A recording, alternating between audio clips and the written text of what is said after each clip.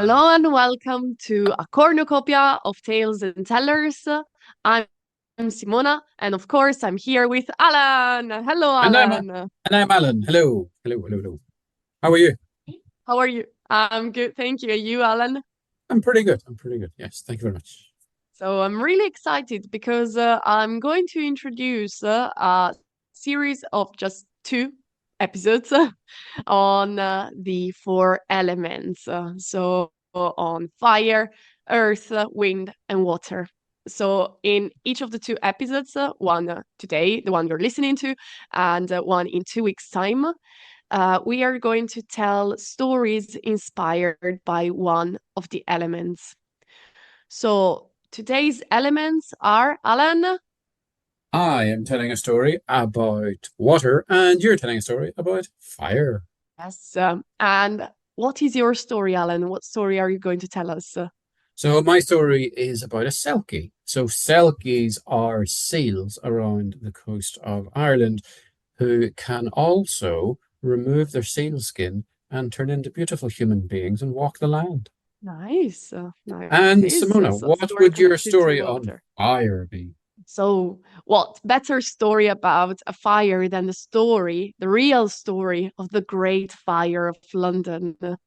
So I've been trying to tell stories connected to history with my students, and I've taken inspiration for this story from a story that I found on one of the books by the storytelling schools, and so I'm going to tell the story of the Great Fire of London. Fado, Fado, long ago, on the rugged shores of the Antrim coast in Ireland, there lived a fisherman named Eamon. Now, Eamon was known for his kindness and love of the sea. He spent his days casting his nets and singing songs to the waves, for he always felt if he sang a song to the sea as a friend, it would return the favour with some fish. But one stormy night, the winds howled and the waves crashed against the rocks, and Eamon spotted a mysterious figure along the shore. As he approached, he saw it was a beautiful woman with long, flowing hair, sitting alone and weeping. Her eyes were as deep and blue as the ocean itself. But there was a storm howling around her. He was worried for her well-being, so Eamon approached the woman and asked what troubled her. Through tear-filled eyes, she revealed she was a Selkie, one of those magical creatures who could transform from seals into humans by shedding their seal skin. This Selkie's name was Aisling, and she explained there was a cruel fisherman that had stolen her seal skin, leaving her stranded on the land. Without it, she couldn't return to the sea or to her people. Eamon was touched by her plight and promised to help her find her stolen skin, return it to her so she could return to her people. So together they embarked on a perilous journey along the Antrim coast, facing treacherous cliffs and dark caves. Eamon and Aisling set out on their journey. The night was shrouded in darkness. The winds carried this haunting melody through the air. The path they chose hugged the rugged cliffs, and the sound of crashing waves in the storm echoed in the distance. The first challenge came as they reached a series of steep cliffs that seemed almost insurmountable. Winds howled and threatened to push them off the narrow ledges. But Eamon was a kind man and fueled by even more determination. He led the way, finding precarious footholds and helping Aisling navigate the treacherous terrain. As they continued, they encountered deep, mysterious caves that seemed to go on forever. The darkness within was absolute. Strange, eerie sounds echoed from the depths. Aisling, who was unaccustomed to the land and only life underwater, clung to Eamon as they ventured into the unknown, relying on his guidance to navigate the labyrinth of passages. Upon entering the caves, they faced a dense thicket of thorns and tangled vines that seemed intent on blocking their path. Eamon was armed with nothing but a small knife, since he is only a fisherman. They skillfully carved a passage through the thicket, ensuring Aisling remained unharmed. The journey led to a desolate stretch of a rocky beach, where the moon's glow after the storm had passed revealed the shadows of lurking creatures. Eamon and Aisling moved cautiously. Their senses were alert to every sound and movement. It was here they discovered a fisherman's cottage, nestled deep among the rocks. The final challenge awaited them as they entered this cottage under the cover at night. They could see the stolen skin was hidden in an alcove, but it was guarded by creaky floorboards which threatened to betray their presence. Eamon, who had a steady hand, retrieved the skin while Aisling kept watch.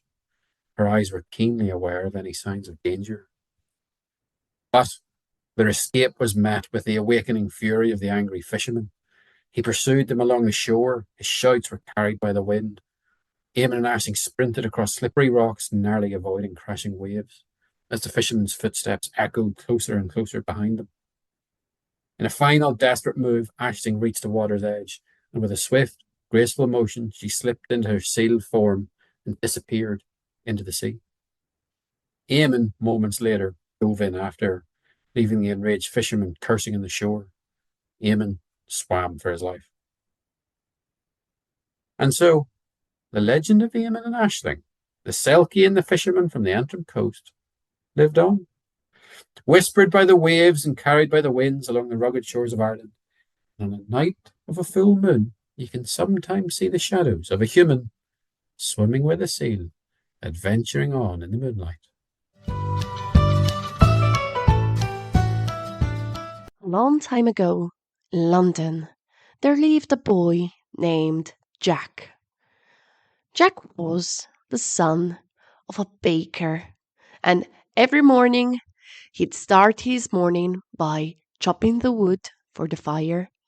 Then he'd start the fire. Then he'd mix flour, yeast, and water to make a dough. And then he'd divide the dough into loaves and bake the loaves into the oven. This was his morning routine. But one day Jack woke up to the smell of burning, to the smell of fire. He quickly ran downstairs and he saw that the bakery was on fire. Oh no! Someone must have left the door of the oven open, and now a coal had fallen to the ground and everything was on fire. Fire! Fire! He shouted, calling his family and waking them up. And soon they ran, and they ran downstairs. They took the buckets, they ran to the river, and then they took the water and no, the water just hissed. It just hissed. It didn't do anything. What could they do? What could they do? They ran down again to the river to take some more water, but hiss. The water just hissed and the fire wasn't stopped.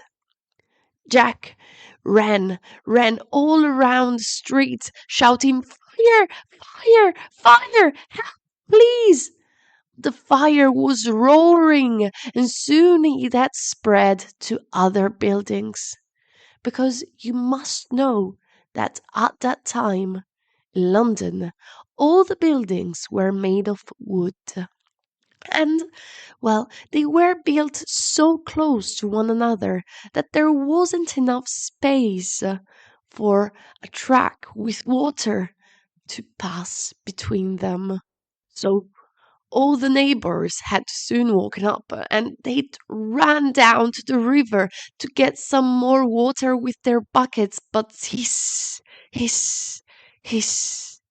The fire wouldn't stop, and the wind carried the fire from one building to the other and to the next one. Oh, what could they do? They were there all together, and the mayor was there. And soon he ordered, "Take your saws, take your axes, take your ropes, and bring down some of the buildings before they take fire." Yes, and that's what they did, but no, it was too late.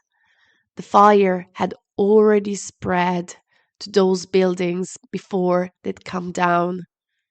What can we do? What can we do? But soon a man had an idea. So they took gunpowder.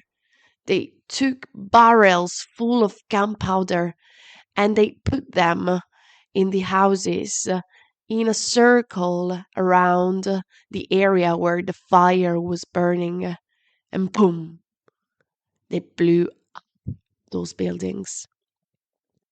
And hours later, the fire stopped. They were coughing and they couldn't breathe for the smoke and the ashes. And walking around the city of London, all they could see were ashes on the ground. All the buildings had burned down.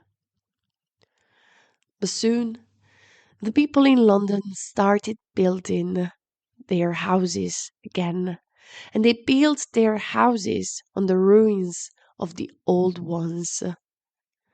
And this time, they built their houses with a little more space between one another so that a cart or a wagon with water could pass between them in case of a fire.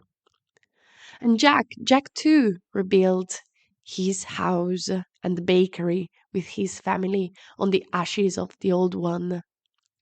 And well, from that moment on, as always, he'd start his morning by chopping the wood for the fire, by starting the fire. Then he'd mix water, yeast, and flour to make dough. Then he'd cut the dough into loaves and he'd bake the loaves into the oven. But from that moment on, he always remembered to check that the door of the oven was closed. So thank you very much, Simona. That was Water and Fire. Tune in 2 weeks' time for a bit of earth and a bit of wind and see where the north wind takes us.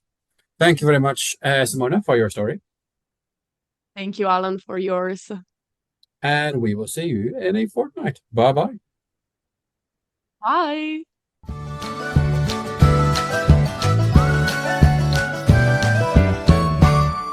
Cornucopia of Tales and Tellers is a passion project brought to you by English teachers Alan and Simona, who want to create a compilation, or a cornucopia, if you will, of stories from all around the world by as many tellers around the world as possible. So grab a cup of tea, chai, water, or uskabraha, relax and enjoy hearing the tales that have been handed down for generations, or even ones that were dreamt up just yesterday. Music by Purple Planet. You can find us on Facebook at a cornucopia of Tales and Tellers. And if you like what you hear, you can buy us a coffee to help fund future episodes and the hosting of our podcast. Link in the description.